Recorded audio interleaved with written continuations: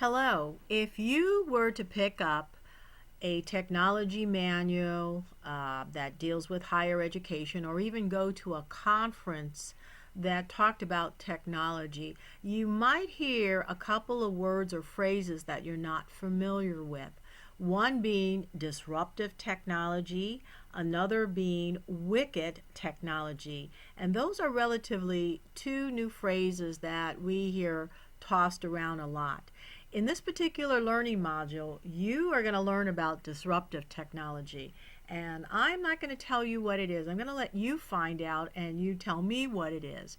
But your first module deals with new technology, and you get the opportunity to explore what is meant by disruptive technology.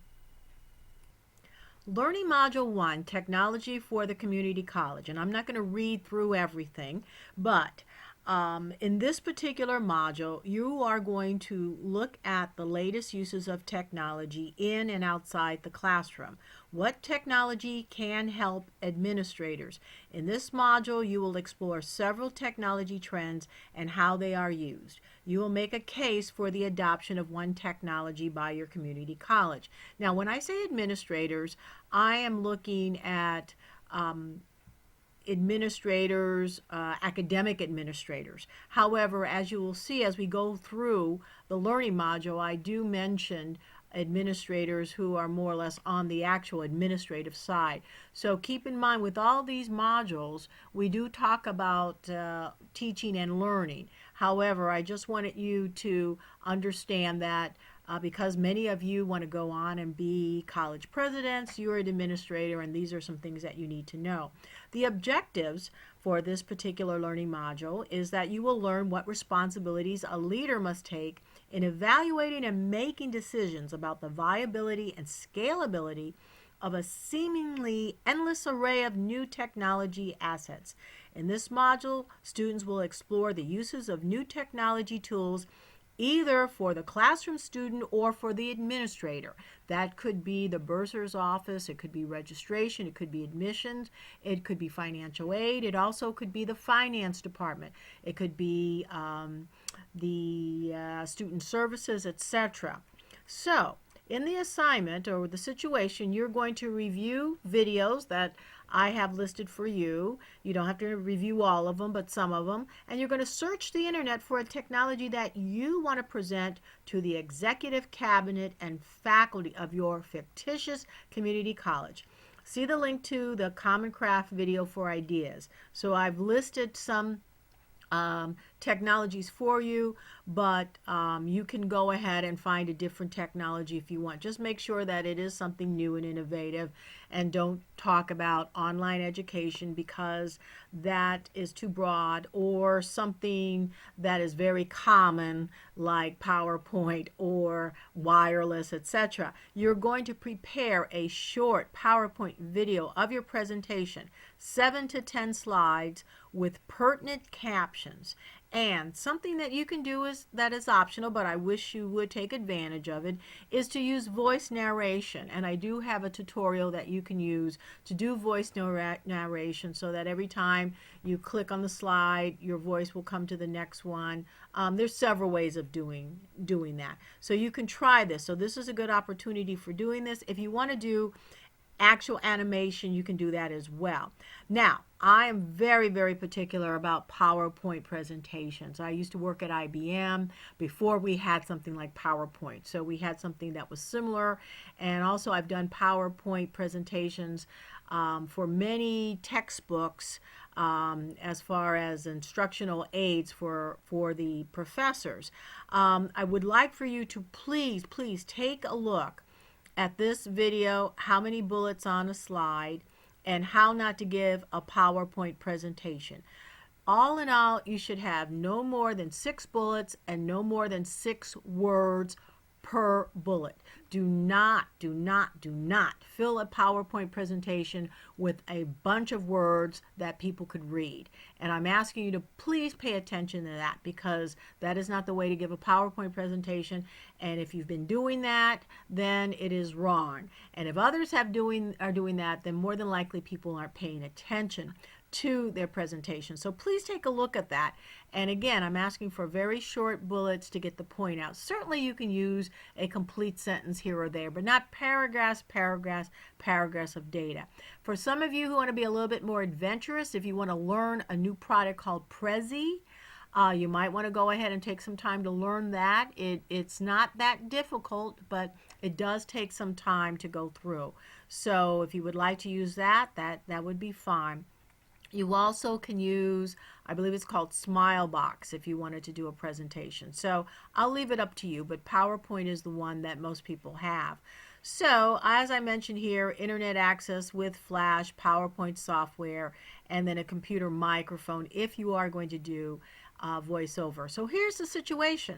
The president of your community college has asked you, a member of his executive staff, to give a short presentation of a new technology. Along with the provost or whoever is your vice president of academic affairs, both are worried that the faculty and staff are not embracing new technologies that could possibly improve both learning in the classroom and operational everyday work. The chair of the English department just returned from a conference where she heard about disruptive technology. She's not sure if this is a good or bad idea and mentioned her concern to her staff and other chairs. The president wants you, as a member of his or her executive staff, and others on your technology committee, to give a brief presentation each week about new technology that faculty and staff might consider. You are the first to present. He wants to clear up, or I should say he or she wants to clear up this matter about disruptive innovation. The president wants the deans to see your presentation at a later date, and so you have been asked to record your voice on the PowerPoint presentation so that it can be replayed. You are not going to demonstrate how this product works. Keep that in mind. So that's why you're not going to spend a lot of time on learning it. You are going to learn about it.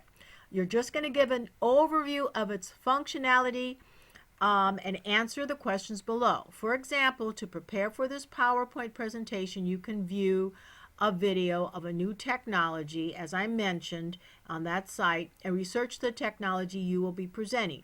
You will create a PowerPoint presentation reviewing the following. Now notice these 8 points here, very important.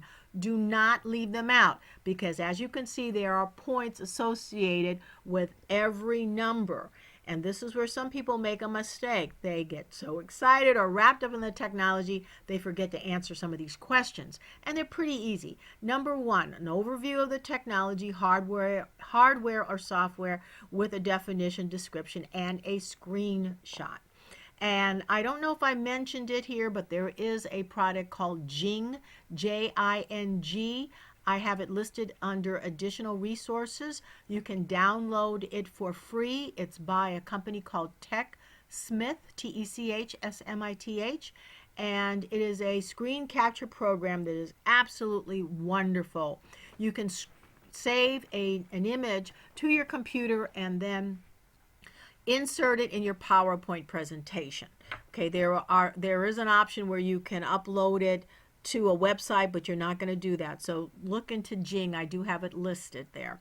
Number 2, what is meant by disruptive technology? Is this technology that you are recommending, is it disruptive? So make sure you read and you understand about disruptive technology. Make sure that you describe this as much as possible in your own words, but please make sure that the technology that you are researching answer the question whether or not it's disruptive or not. And if you don't know, then put that you don't know. But it's really important because not all technology is disruptive. Number 3, how will this technology benefit your community college? How it's going to benefit the students? How about the faculty, the administrators, all 3? Maybe this is a technology that is only going to benefit the faculty. So if that's the case, then go ahead and put that. But if it's going to benefit all 3, then please go ahead and put that there. Give examples on how it's going to benefit the institution. Number 4, how will you get others to use this technology? Implementation plans, training, that is very important. Don't assume that it will be used just because you purchased it or the president thinks it's just absolutely wonderful. There's been so many products that have sat in a box or sat on someone's server because people have failed to talk about how it was going to be implemented. Keep in mind, it may be a technology that needs training, it may need an implementation plan, it may need a committee. I'm not asking you to give me specifics about a training program, but something versus here it is, go ahead and use it. And it could be something in the cloud, but again, you need to introduce it to people. You can't just put it out there and expect them to find it and use it. Number 5, what do others say about this product? How are other community colleges using this product? What resources are you using to support your case? This is very important because many times administrators want to know, well, who else is using this? Are we pioneers? Are we going to be the first to use this? Let us know. Are some of the community colleges in our area using it? Some of the four-year institutions? Let us know. And this is a really good selling point. So make sure you do your research and you find out what other schools are using it, and then list one or two of those schools and how they are using it. Number 6, how will the implementation of this product be funded? Very important. Maybe you do not have a budget for technology purchases. For example, here at Morgan, we do not have a budget for software, believe it or not. We don't. So therefore, we have to come up with other ways of funding it. So I'm not asking for you to get into great detail, but please don't put down that we're going to ask finance to fund it. Let's just assume finance may not fund it, or let's put it this way, you might want to make a case to finance and ask them to fund it. Maybe it's going to be something that could be funded under Title III, or maybe you are going to have to ask for a grant to fund it. So keep that in mind because that is a big mistake made by many administrators. This is software we want, so therefore the institution's going to buy it. And then when the institution says, oh no, we don't have the money, then sometimes these things don't get adopted. For an optional added touch, try some recording features or try some animations. Very easy to do animation. I believe I have a tutorial for that. And again, please be careful of spelling and grammar, etc. You are going to be using a lot of bullets, not necessarily a lot of complete sentences. So that's all right, but just please make sure that things that are supposed to be capitalized will be capitalized, etc.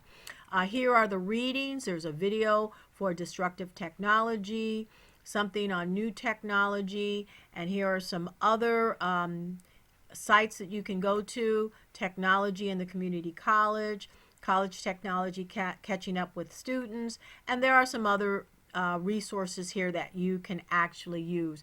And once again, you don't necessarily have to go to the site that I suggested to get a new technology. You can actually go to another site. I hope this will be helpful, and I hope you have a lot of fun in doing this. I'm looking forward to seeing your presentations, and once you get them all in, then I'll ask some of you perhaps to let me display them on the Blackboard site so that your classmates can see some of the work that you have done. Take care, and again, if you have any questions, please give me a call or email me.